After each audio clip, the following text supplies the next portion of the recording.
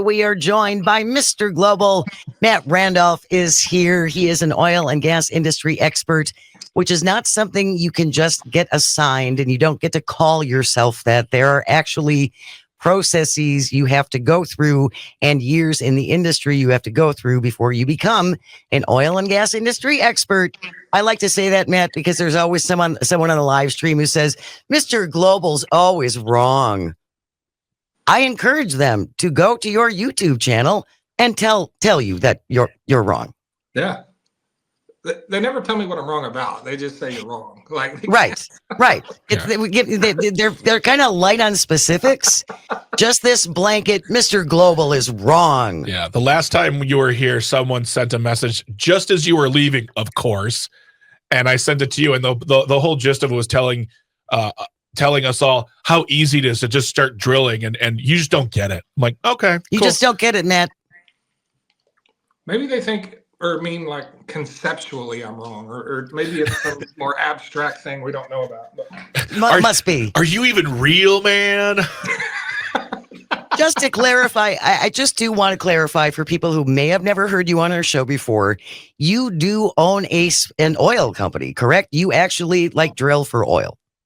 Yes, I am an owner in an oil company, yes. Yes. And you've been doing this a long time. Yeah, 33 years. There you go. Okay. Yeah. Just again, I just want to get that out in front for anyone who may never have caught you on our program before. Just do a little reset here. And again, Matt has his own channel on YouTube. I highly encourage you to follow him on YouTube. It is eye-opening. You will learn so much. And again, please point out the flaws in Matt's logic. That's the best part of the videos as far as I'm concerned. Yeah, me too. I love it. We got to find joy and happiness wherever we can, Matt. That's kind of what it's about. I wanted to start off with Drill Baby Drill. This is what we were promised as Donald Trump was running for president. It was going to be Drill Baby Drill, and we're going to be energy independent, and everything is great. So where are we right now? Not quite 100 days in. Where are we with the Drill Baby Drill crowd? Well, I don't know where we are with the crowd, but with the Drill Baby Drill thing, it's still not a thing. It's not a thing. Gotcha. We just write that down. Write that down. Not a thing. All right, got it. All right. We have less drilling rigs now than we did then, so we're losing. Maybe he meant less Drill Baby Drill, but we're certainly not drilling more. But I thought all of Donald Trump's policies were supposed to enable oil companies to drill more, and therefore, gas is going to come down, and the price to heat and cool our homes is all going to come down. So where are we in all of that? Well, the only thing that enables companies to drill more is higher prices. If they make more money. Right. Yeah. That's it. There's nothing else. There's no regulation. There's nothing. There's no good feelings.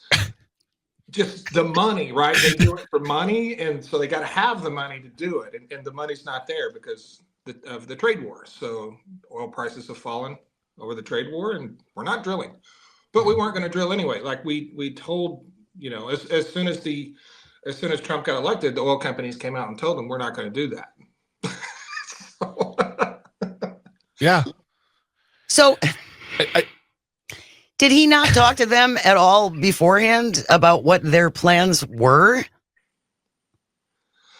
Does it matter? No. I mean, would he listen to him?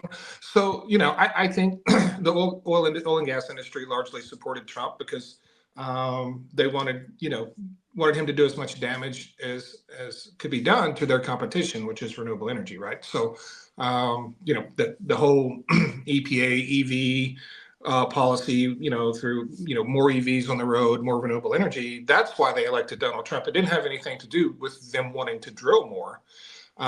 It's because they wanted to be able to drill longer and longer way out in the future. So, and Donald Trump is delivering to them what they wanted. And they're like, thanks, but we're not going to drill.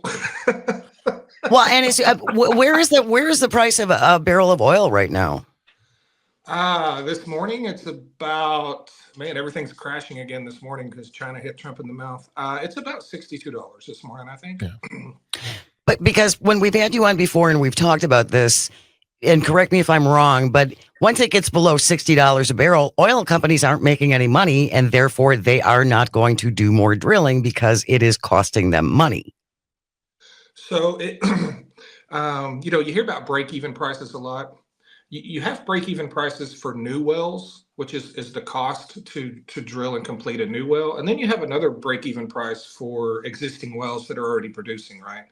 So really, anything below about 70 will put a stop to a lot of new drilling. You can make money with older existing wells that are already producing under 70, but for new drills, which is very critical to the United States, you really need it at about $70 because, this is 2025 and inflation is a thing. And, the break-even price continues to rise, just like the price of everything else continues to rise. Is there a price at which even an old rig will Start losing money? if the price drops to a certain point where they even say, yeah, turn off this set of rigs because it's not even doing anything good for us now? It's very specific to companies because companies have different structures and contracts in place and different operating costs. There are definitely companies out there that can drill at $60 oil, right? So when we talk about break-even prices, we talk about sort of the average over the whole industry in the United States, because there's other companies that can't even drill at 75. And so what are their leases like? What's their royalty position on their acreage? Do they have 100% of all the mineral rights, or do they have 80%? All of those things matter. So the issue in the United States is the decline curve on new wells. And what that means is when you first drill a new well, it produces more than it will ever produce initially. And as every day goes by, that production drops. Goes down. Yep. Yeah. Every single day. It's the best day is the first day. That's the best day, always will be, right? But in order to just maintain production in the United States, we have to drill probably 7,000 or 8,000 wells a year just to keep oil production exactly the same. So if that number drops to say 5,000 as far as new wells drilled, then you're going to see a pretty significant drop in overall oil production in the United States. If you're just joining us, Matt Randolph is here. He is known as Mr. Global, and we're talking about oil and gas and electricity and heating our homes and all of those things. Jack from Merrimack is on the line. Good morning, Jack. Did you have a question for Matt? Good morning. Yes, I do. Could he please explain the mineral depletion allowance that the tax break that oil companies get? I'm sure he's taking advantage of it. If I had an oil company, I would be too. Thanks a lot, Jack. Matt, what do you want to say about that? So there's a couple of different ones that he's talking about. And so if, let's say you're an oil company and you have 100,000 acres, right? You place a value on the oil and gas, the hydrocarbons that exist within that acreage, right? And that value is placed on the current commodity price. So let's say oil is 70, natural gas is 350. You can say the hydrocarbons in my acreage is worth however much money. So let's call it $1 billion, right? Well, if the price of oil drops to say $60, then you write down, right? That's a loss on your books because you've lost $10 per barrel of value within your acreage, and you can write that off on your taxes. Also, as you pull hydrocarbons out of your acreage, that's called depletion because you're depleting the reservoir. You also get a tax break for that as well. Wow. Okay. I mean, it's not illegal, right? You're doing what's allowed, but yeah, it's just like if you owned a brick and mortar business and the value of that building dropped, like if the county came in and said this building that used to be worth $1 million is now worth 700,000, that's a loss in your business. Sure. So it's the same way, and renewable energy has the same thing, right? They depreciate their wind turbines, their solar panels. This is the way to depreciate your actual minerals that exist. I think it's important too. I want to go back a little bit to the oil companies their big motivation in supporting the Trump administration was that the Trump administration wants to kill alternative energies like wind power and solar power. And they just want to keep drilling, and now we're going back to coal. Apparently clean coal is going to be a thing, which I didn't realize coal can't be clean. But you are not entirely against all forms of alternative power either, even as an oil guy. No, we need, other than coal, because I don't like coal, but we do need every type of energy we can harness right now. Energy demand around the world is already growing at the fastest, fastest pace ever in history. And regardless of climate change, whether it was a thing or not, we would absolutely need all of this energy just to meet demand in the future. So we should still be investing in solar. We should still be I know you're not a huge fan of wind turbines because at least when we've spoken before, you've said that the outline cost is just not necessarily the ROI isn't necessarily the best.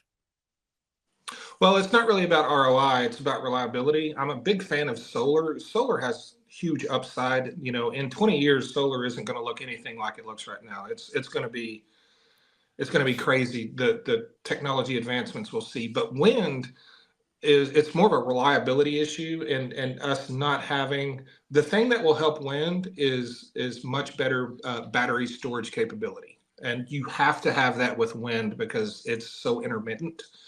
So if you could pair really good battery storage with wind, it would be okay. But you look at oil and gas, nuclear, solar, wind, hydroelectric power. Wind is the least reliable power of all sources of power. And that's my issue with wind. It has nothing to do with the fact that it's renewable. It's that it's the least reliable.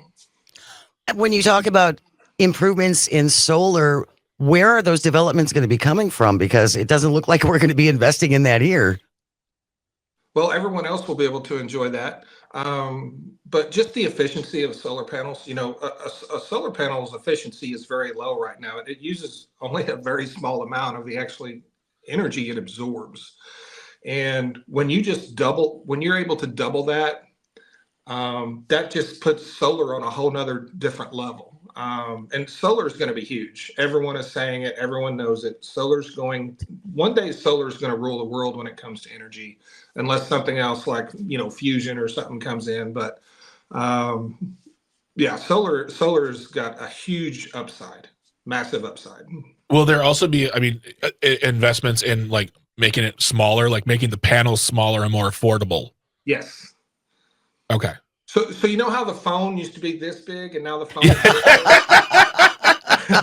that's what's going to happen to solar. Instead of an 8x10 solar panel on your house, one day you could literally have a single solar panel on your house that's maybe the size of a tile, like a 1 foot by 1 foot little That's thing amazing. that will power your entire house. That is going to happen. And when I say that, people think I'm nuts. And I'm like, no, just think back through history of what technology has given us, right? Yeah.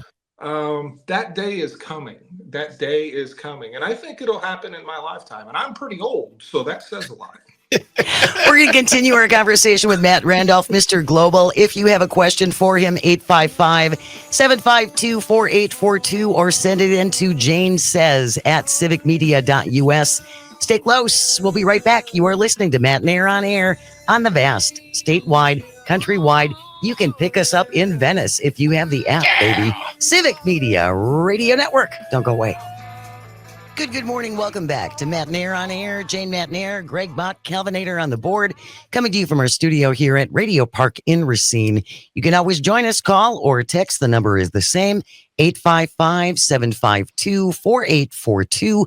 Leave a comment if you're watching on the live stream on Facebook, YouTube, and what used to be Twitter. After the 11 o'clock news, Colleen McCarthy is going to be in studio along with a couple of guests, and we're going to talk about the importance of organ and tissue donation. And if you are thinking about becoming an organ donor, it's really easy to do. You do it when you get your driver's license renewed, and there's a little dot on there that marks you as an organ donor. But we're going to talk about why it's so important and what an enormous difference you can make for people left behind. So please stick around for that. If you have questions for Colleen, absolutely, you can call in. You can also email it at janesays@civicmedia.us. Right now, though, we're joined by Matt Randolph, who is known as Mr. Global. I highly encourage you to follow him on YouTube. He has his own channel. Matt, we're going to play a little clip from one of your recent videos. Calvin, do you have that clip ready, please? Let's hear from Mr. Global.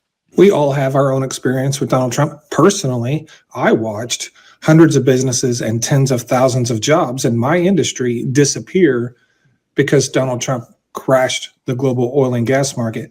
That's in his first administration, okay? I watched that, and then I watched him convince people in the oil and gas industry that he was the best thing ever for them and that we were going to drill, baby, drill. What's happening to those people right now? Yeah, they're not drilling, baby, drilling. That is not happening. And I think it's important, Matt, again, to reiterate and explain how Donald Trump crashed the market during his first administration, because a lot of people aren't aware of this. So if you wouldn't mind just going back over that. Yeah, so it was called the Great Crash of 2018. And we see some things happening right now similar to what happened in 2018. Donald Trump convinced OPEC to increase production so he could place sanctions on Iranian oil. And once OPEC increased their production by 1 million barrels a day, Donald Trump granted Iran waivers and allowed them to sell oil again. And that crashed the entire global market. And yeah, that's the Great Crash of 2018. We lost over almost 35% of our rig count in 2019 as a result of that. That happened at the end of 2018. There's, there was some talk about the Jamal Khashoggi murder being, a subject of that because, once he got Saudi Arabia to increase production, then basically the United States forgave Saudi Arabia, or said Saudi Arabia didn't have MBS specifically, didn't have anything to do with the Khashoggi murder. So all that was going on at the same time too. So it's like we traded a life for some cheap gas for a while and cost a lot of people their jobs. That's basically what happened. Thank you for that. Again, I just think it's important for people to understand how many things are interrelated when we talk about these things as well. Matt, we got about 3 minutes left, and I did want to talk a little bit about, we're heading into summertime. People are going to be firing up their air conditioners. Let's talk about the cost of energy and how things, what do you perceive over the next couple of months as far as people's electric bills and things like that? So if we have a really hot summer, and guess what, it's 2025, so we probably will. It's been a long time since we haven't. People's electric bills are going to be high. They're going to be like they were in this last winter. People were sending me $1,200-$1,400 electric bills, especially in the Northeast corridor part of the United States, Connecticut, Massachusetts, Pennsylvania. There's a lot of deregulated states up there. That is the worst place in the country, that in California, for electric bills. But we get into the summer and we get really hot temperatures. We're going to experience that again. Whatever you saw this last winter, if you had really high bills, you're going to see that again this summer because we use a ton of natural gas to generate electricity, and natural gas prices have fallen some, but that's because it's spring and we're not using any. Temperatures are very mild. But as soon as we start using more and with more exports, those electric bills are going to skyrocket again this summer. But Donald Trump promised that we're going to be producing so much energy that I don't know. I mean, I assumed my electric bill was going to be like $10. He said it would be cut in half.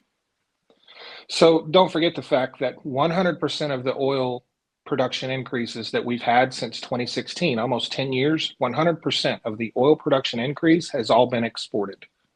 We're not keeping any of it. And the same thing is happening right now with natural gas and natural gas exports. Any production or increase in production with natural gas that we see right now is going to go straight overseas, which means it makes our prices more expensive. It's not cheaper if you don't keep it here and use it, right? And this is why the Biden administration was trying to slow down LNG exports. He came out and specifically said, this is going to be harmful to people's utility bills. Trump come in, wanted to export all the natural gas we can. I'm not opposed to exporting natural gas, but I am opposed to doing it so someone has to pay $1,500 a month for their electricity. So some company can make another $1 billion to send it overseas when we can use it here. That's the thing that I'm against. And we haven't even talked about the effect of tariffs and Canada and all of that. So we will get Mr. Global back on. There's always so much more to cover. There really is. Follow him on YouTube. It's so eye-opening. And please, if you doubt the veracity of Mr. Global's answers, ask him about it. Question him. Tell him he's wrong. It always works out so very, very well. He might make a video about you. Absolutely. Matt Randolph, Mr. Global. Thank you so much, Matt. We'll see you later. Take care, Matt. Thanks, guys.